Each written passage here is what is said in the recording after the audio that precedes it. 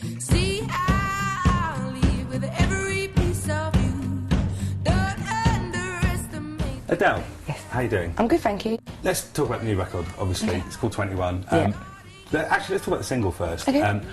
I think, and I was a big fan of your first album, I think it's the best thing you've ever done. And Thank you. I genuinely mean that. Thank you very much. Is that the feeling you've got about it as well? Do you I think mean, I do love it. I just love the vibe of it. I think it was kind of a very conscious decision to kind of go a bit more down a bluesier route compared to 19, and make something that was kind of more relevant and more representative of who I am, like, now and my age and stuff like that, because I think people always think I'm a very serious person, especially off the back of 19, because it's quite a moody record. Yeah. And I'm not, you know, I'm really sarcastic and really like cheeky and stuff like that, and always trying to crack a joke and make people laugh. So I think that Rolling in the Deep, and there's also another song on the record that are kind of more relevant to that, and I really got into Wanda Jackson, who's this like wild, fierce rockabilly star. Yeah. And her song Funnel of Love, which is actually one of her pretty much unknown songs. It sounds really Phil Spector-y.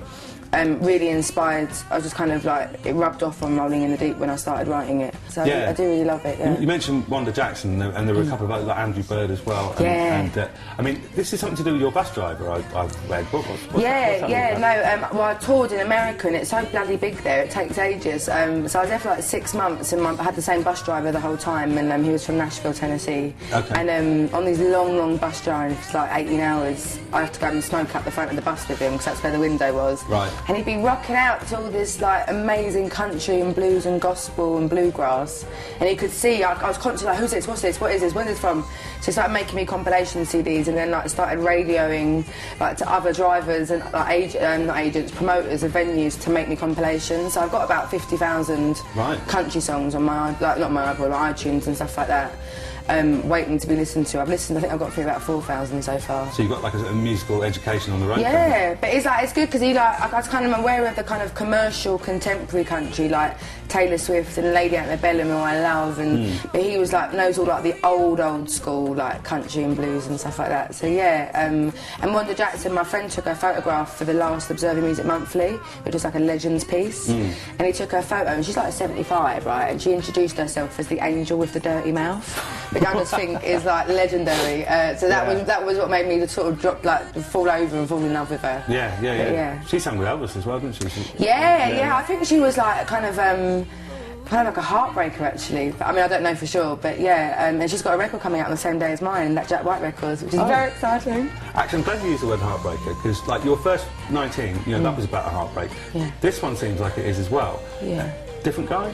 Different guy. Yeah. I don't recycle. No. Wasn't suggesting you did. But it seems more kind of defiant in the lyrics as well, because the first one was a bit more old. Needy. My world is over, what will you do? This is a bit more good riddance, you're lost kind of vibe. Yeah, well, so I think it's something that comes with age, but I've got like self-worth now, and I didn't really have that. I wasn't like kind of like, I wouldn't be completely walked all over like kind of in the era of 19 where I was at, but I never really understood why things went wrong, I think I was way too expectant on people or on him, on the guy of 19, and I think that's really unfair. And on this record, I was just sort of like, I'm actually not gonna be miserable for you to be happy. Like, it's just completely wrong. Like, do you know what I mean? And I was just quite like philosophical about it, and rather than staying in a relationship just because I was scared of not being in it.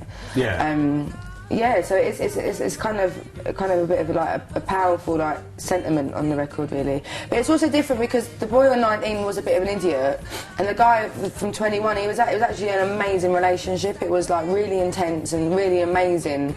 It just fell apart and stopped being fun. You know, no one actually did anything wrong, so it's not as bitter as the first record. Because I mean, it's a bit of an old cliche, but is it cathartic to write about this? And it really helps. It's really cheap therapy, and all, really, isn't it? Well, cheap makes you money, hopefully.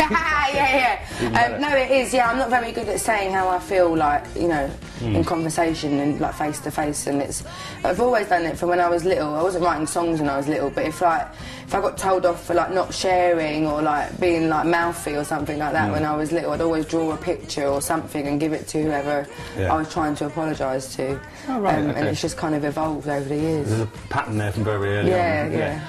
Do you ever worry? Because I mean, a lot of the best records or best albums are written off the back of things like that. Do you ever think, you know, when the third album comes along and you're very happily with someone, that you're going to have nothing to write about? I think that's definitely be the case. And what would be worse is if I write a happy record and everyone's like, yeah, we prefer you when you're miserable. Yeah. And it's like I've got to preempt a divorce or something Right, like yeah. that. It'd be funny. Yeah. But no, yeah, I mean, but if I can't write a record about it, then I won't. Do you know what I mean? Yeah. Okay. And I'll just have to sit quietly and hope for the best. All right. I'm sure you could draw a picture or something.